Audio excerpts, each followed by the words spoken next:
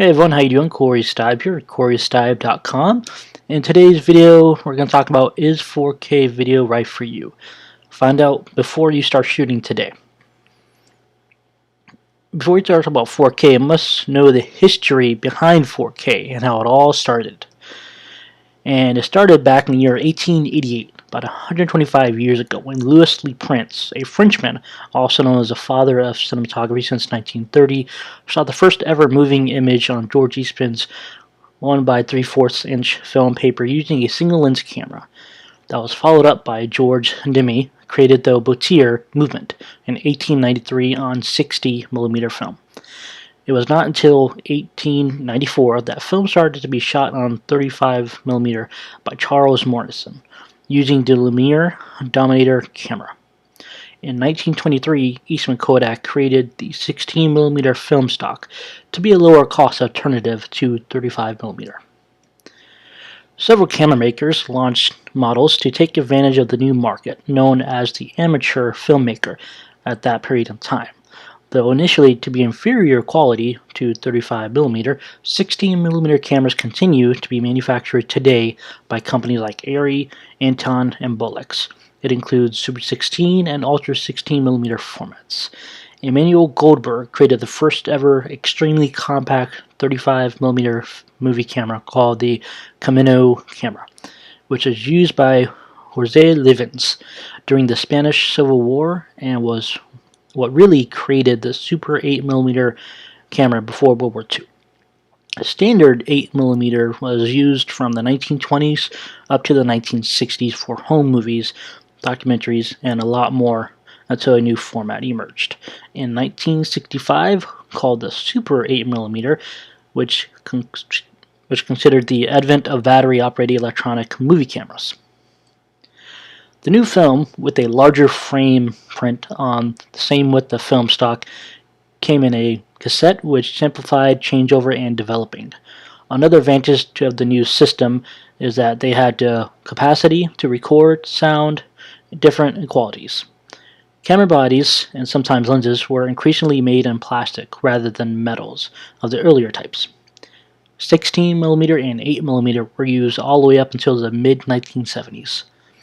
Engineers at Eastman Kodak named Stephen Sesson started to build the first ever digital camera using the new CCD image sensor, developed by Fairchild Semiconductor in 1973. The camera weighed 8 pounds, recorded black and white images onto a compact cassette tape. It had a resolution of 0.01 megapixels, that's 10,000 megapixels, and took 23 seconds to capture its first image in December of 1975. The prototype was technically exercises not intended for production use. In 1982, Sony introduced the Betacam. It was an analog component video format storing the luminance on the Y in one track and the chrominance on another, as is alternating segments of the RY and BY components. This splitting of the channels allows true broadcast quality, recording with 300 lines of horizontal resolution and 120 lines of chrominance resolution, so essentially horizontal and vertical lines. VHS cameras and VCR recorders became cheaper, allowing longer record times and easy-to-use functions, even though it was designed in 1971. Thus creating the Betacam versus VHS war until the mid to late 1990s. Betacam is still used on shoots today. The first consumer-level digital video camera recording format was introduced in 1995, called the Digital Video Cassette, also known as DVC. It provided near broadcast quality and sophisticated non-linear editing capability on consumer equipment. Sony and Panasonic were the two biggest manufacturers of DV tapes, also known as DV-Cam and Mini DV, which included DVC Pro, DV-Cam, DVC Pro 50, and DVC Pro Progressive. With the new birth of consumer digital video cameras came the rebirth of 8mm called Digital 8, which is a combination of older Hi8 transort and with the DVC codec inside of it. In 2000, we were introduced to high definition, also known as HD. Up until 2010, a good amount of people still wanted 4:3 ratio as standard definition. Back in 2003, all the broadcasting stations switched over to 16:9 format. In 2004, Panasonic and Sony cameras In 2004, Panasonic and Sony came out with their own professional digital recording solid-state memory storage media formats, also known as P2 cards and flash memory cards. Both systems including cameras and decks as drops into replacements. Both systems included cameras and decks as a drop-in replacement for video cassettes, recorders, and computer drives for random access with non-linear editing systems. In April of 2006, at NAB show, founder of Oakley, Jim Gennard, introduced us to the Red Digital Cinema Camera Company, also known as Red. Red 1, which was a 4K camera, which was 2 times the pixel size of 35mm film. The sensor is about the surface area of a traditional Super 35mm film frame. It had a similar angle of view and depth of field as Super 35mm format. When shooting at 2K resolution, it used a sensor window that is the same as Super 16. But back in 2005, ARRI came out with this first film-style digital motion picture camera to shoot 2K RAW called the ARRI D20.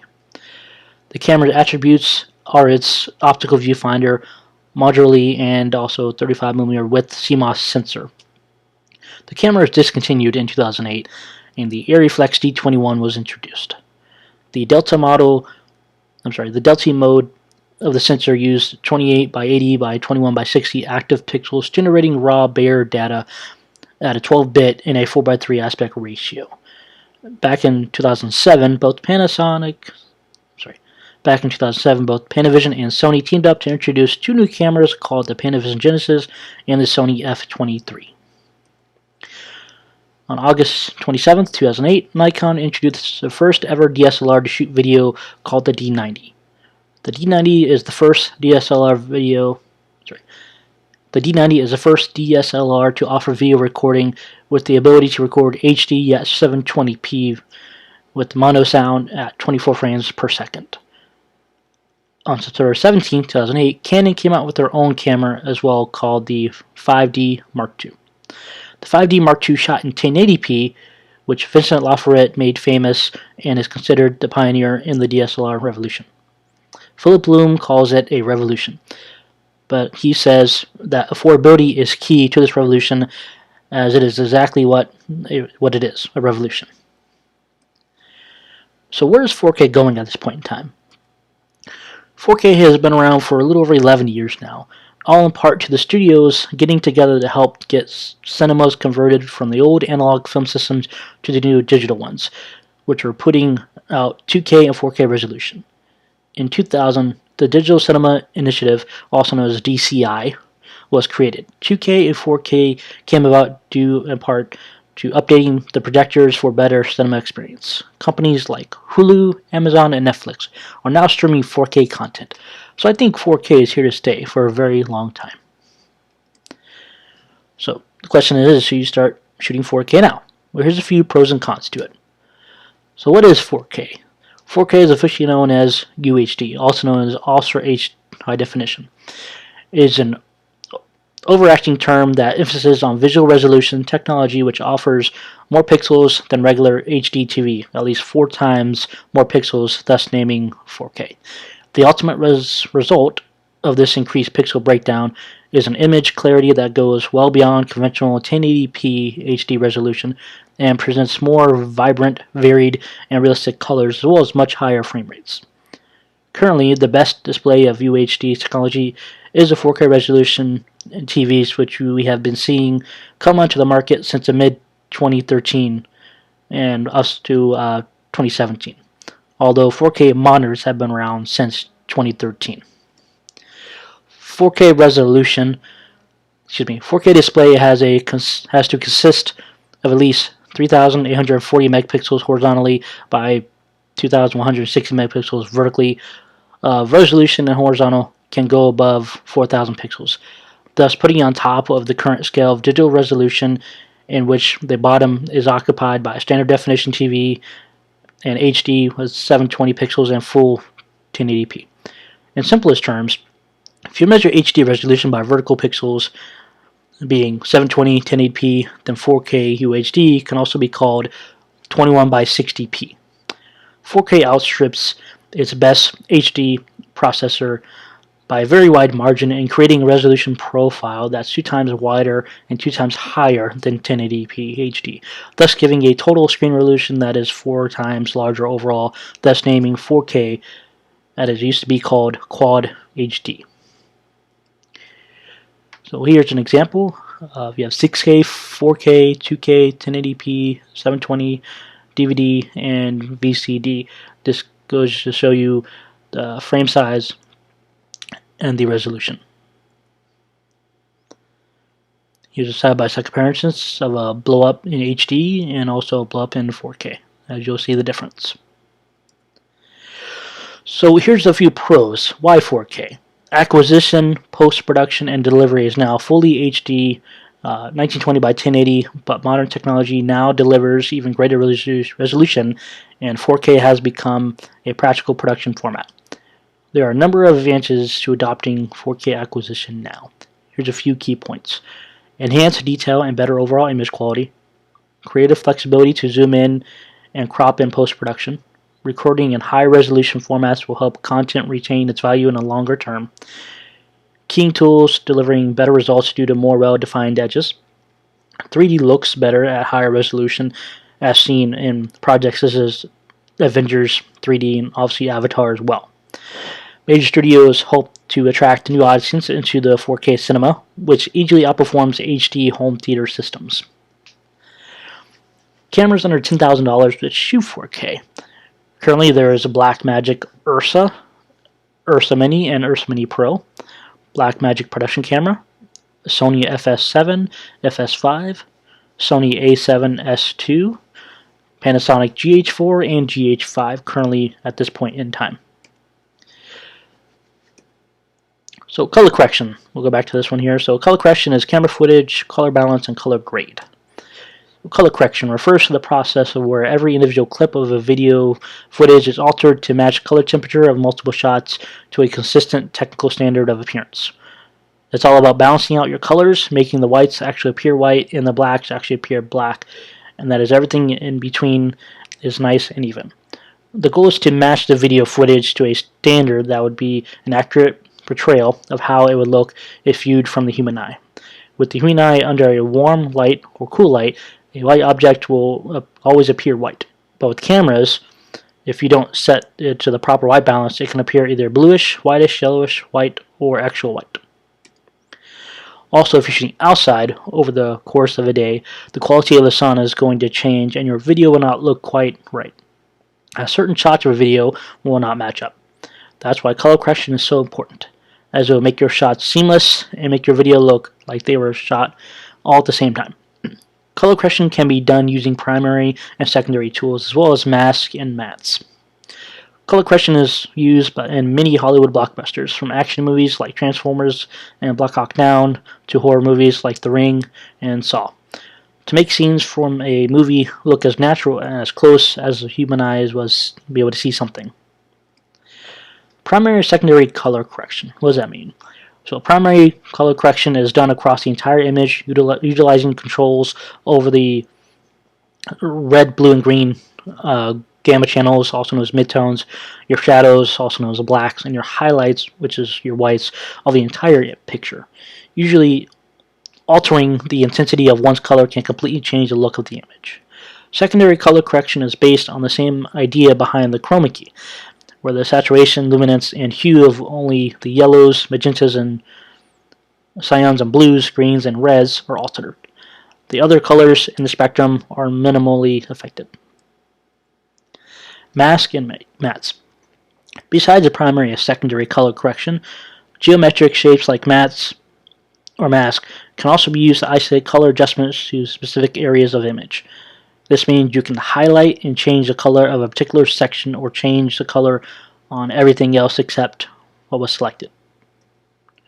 Color grading is taking what you have done in color correction one step further by altering an image for aesthetics and communicative process. So once everything is looking nice and normal in your video, you're now empowered with the ability to further enhance your story by manipulating colors to create a new visual tone.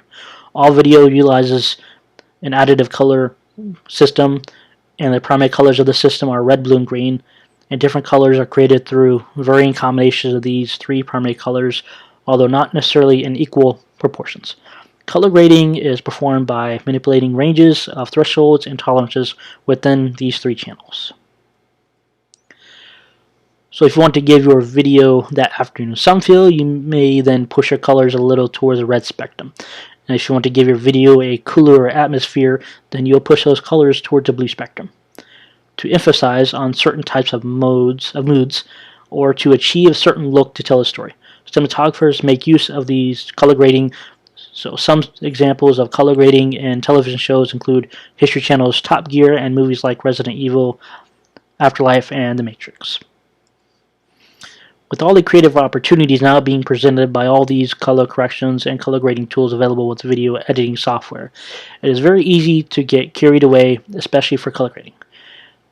Great color grade is not that just looks good, but is also motivated by the video's subject, themes, and most importantly, the narrative.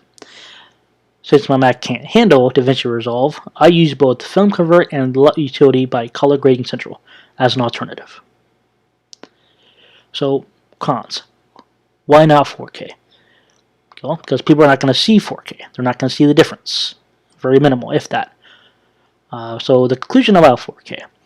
So one of the great things about 4K is that it allows you to get the most dynamic range and the best picture quality. So does 2K and 2.5K, by allowing you to move in and get close-ups that you may have missed in the field without losing any resolution, which is really great, especially if you're in a pinch, tight deadline, or one-man band. But here are a few key points of my own for you. Here's questions you should ask yourself. Why do you need 4K? Does it fit your clientele? Does it fit your budget? What type of projects are you doing? And what is your final output going to be? You should think of all of those conclusions, all those key points when you go to buy a camera. There are questions that you need to ask yourself before you decide to shoot with the 4K camera. Yes, you would get the best image possible, but it will also take up a lot of your hard drive space and time, which a lot of people tend to forget. There are many things shot in 4K, but are normally downgraded to 2K or 1080p.